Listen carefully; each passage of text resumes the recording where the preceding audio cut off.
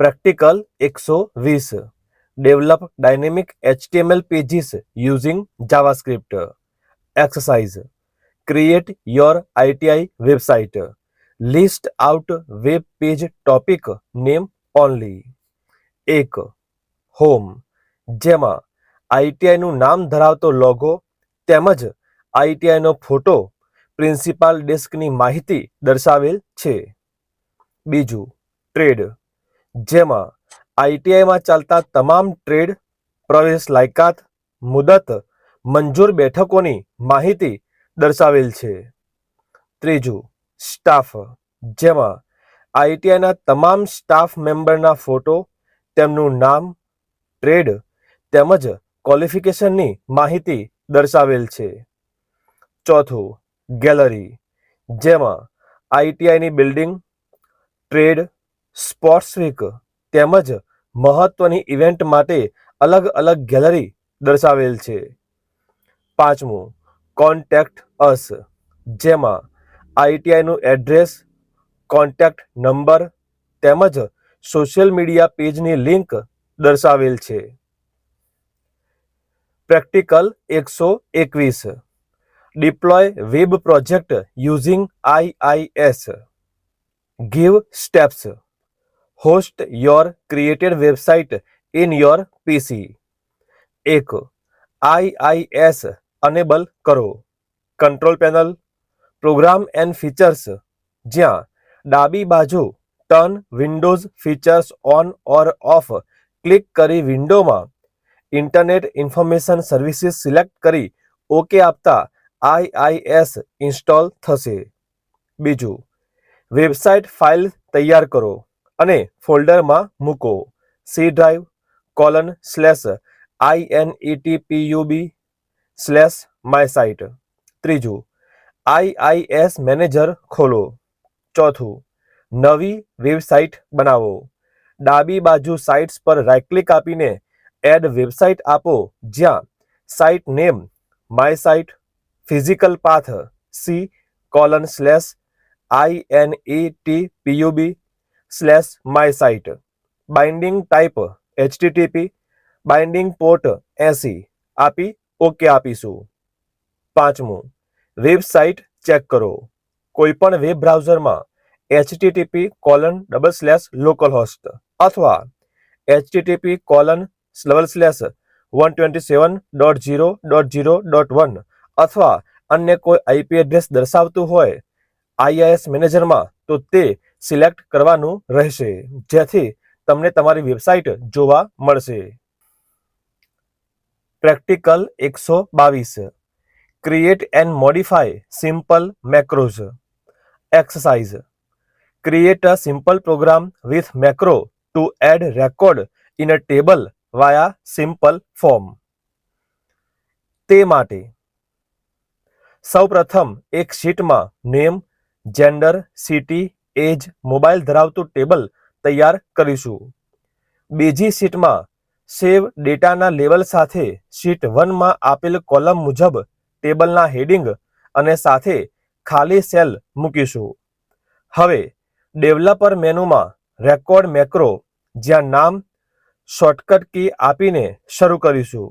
Sheet 2માં type કરેલ ડેટાને copy કરી શીટ 1માં આવી હેડિંગની બાજુના સેલને સિલેક્ટ કરી કંટ્રોલ+ડાઉન એરો, પછી કંટ્રોલ+લેફ્ટ એરો અને પછી કંટ્રોલ+અપ એરો આપીને ડેવલપર મેનુમાં યુઝ રિલેટિવ રેફરન્સીસ આપી પહેલા સેલમાં પેસ્ટ સ્પેશિયલમાં ટ્રાન્સપોઝ અને ઓકે આપીશું.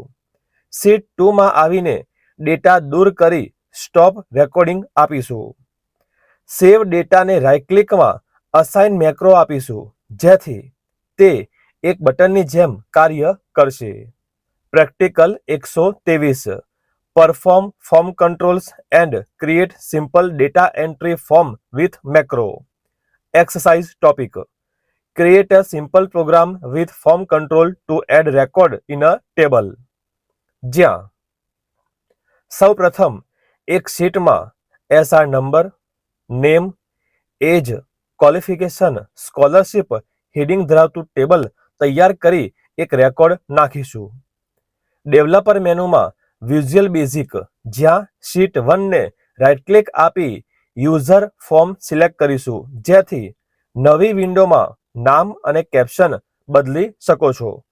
જો અન્ય વિન્ડો જોવા ન મળતી હોય તો વ્યૂ મેનુમાં પ્રોજેક્ટ એક્સપ્લોરર, પ્રોપર્ટી વિન્ડો અને યુઝર ફોર્મને સિલેક્ટ કરી વ્યૂ ટૂલબોક્સ આપીને વિન્ડોઝને લાવી શકાય છે. અહીંયા label, text box, spin button, combo box, checkbox, command બટનનો ઉપયોગ કરીને આપેલ ઇમેજ મુજબ યુઝર ફોર્મ તૈયાર કરીશું. તે માટે ફ્રેમનો પણ ઉપયોગ કરી શકાય. Spin button, text box 2 dot value is equals two spin button 1 dot value.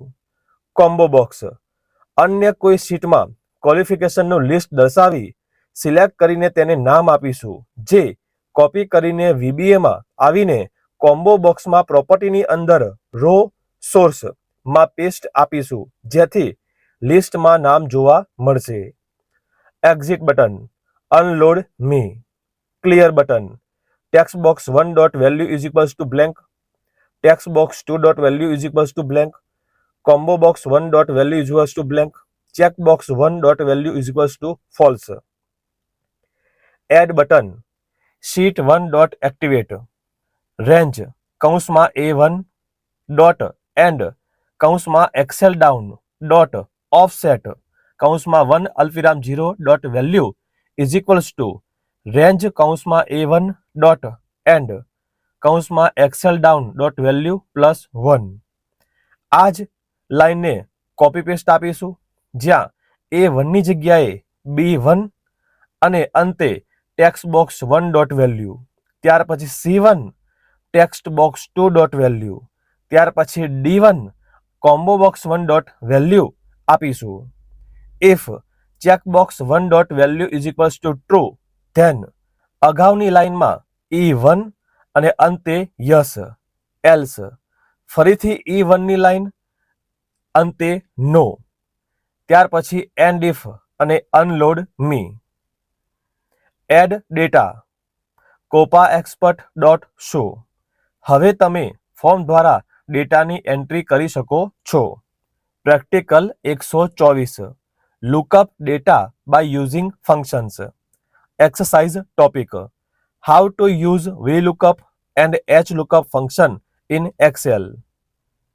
જ્યાં સૌપ્રથમ નેમ, ઇંગ્લિશ, હિન્દી, ગુજરાતી, સંસ્કૃત અને ટોટલ હેડિંગ સાથે ડેટા ધરાવતું એક ટેબલ તૈયાર કરીશું. VLOOKUP, જ્યાં ટોટલ માટે VLOOKUP કૌંસમાં H5 અલ્પવિરામ A1 કોલન F11 અલ્પવિરામ 6 અલ્પવિરામ ફોલ્સ. નેમ, ડેટા વેલિડેશન, જ્યાં અલાઉમાં લિસ્ટ અને સોર્સમાં ફક્ત નામ બધા સિલેક્ટ કરીશું. HLOOKUP, માર્ક્સ, જ્યાં HLOOKUP કૌંસમાં K5 અલ્પવિરામ A1 કોલન F11 અલ્પવિરામ 6 અલ્પવિરામ ફોલ્સ. સબ્જેક્ટ માટે અગાઉની જેમ ડેટા વેલિડેશન, જ્યાં અલાઉમાં લિસ્ટ અને સોર્સમાં ફક્ત વિષય બધા સિલેક્ટ કરીશું. Practical 125, use advanced date functions. જ્યાં exercise topic, any 10 date related function with example in Excel. જ્યાં 1. ટુડે, આ ફંક્શનનો ઉપયોગ કરંટ તારીખ દર્શાવવા માટે થાય છે. નાઉ, આ ફંક્શનનો ઉપયોગ કરંટ તારીખ અને કરંટ સમય દર્શાવવા માટે થાય છે. ડેટ, આ ફંક્શનનો ઉપયોગ તારીખને સ્પેસિફિક ફોર્મેટમાં દર્શાવવા માટે થાય છે. ડે, આ ફંક્શનનો ઉપયોગ તારીખમાંથી દિવસને અલગ કરવા માટે થાય છે. મંથ, આ ફંક્શનનો ઉપયોગ તારીખમાંથી મહિનાને અલગ કરવા માટે થાય છે. યર, આ ફંક્શનનો ઉપયોગ તારીખમાંથી વર્ષને અલગ કરવા માટે થાય છે. ડેઝ 360 અથવા ડેઝ, આ ફંક્શનનો ઉપયોગ દિવસોની ગણતરી માટે થાય છે. ઈ-ડેટ, આ ફંક્શનનો ઉપયોગ કોઈ તારીખમાં સ્પેસિફિક મંથ ઉમેરવા માટે થાય છે. ઈ-ઓ મંથ, આ ફંક્શનનો ઉપયોગ કોઈ તારીખમાં સ્પેસિફિક મંથ ઉમેરી તે મંથની અંતિમ તારીખ દર્શાવવા માટે થાય છે. ડેટ ડિફ આ ફંક્શનનો ઉપયોગ બે તારીખો વચ્ચેનો સમય કાઢવા માટે થાય છે. આવા જ તમામ ટોપિક માટે સબસ્ક્રાઇબ કરો. જલ્દી મળીશું નવા વિડીયોમાં.